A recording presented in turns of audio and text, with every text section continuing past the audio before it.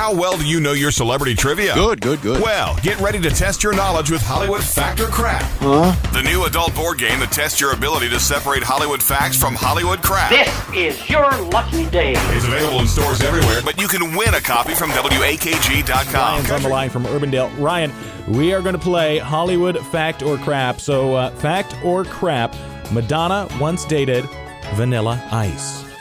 Fact. That is a fact. A very short time, their relationship quickly turned to ice.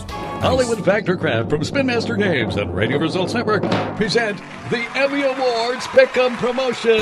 Hollywood Fact or Crap is the brand new family board game, and it tests your ability to separate Hollywood facts from Hollywood crap, and it all comes from Spin Master Games. Sweet. Well, do you and your family need a wonderful game night? Yeah, that'd be awesome. Cool. Want to play Hollywood Fact or Crap? Yeah.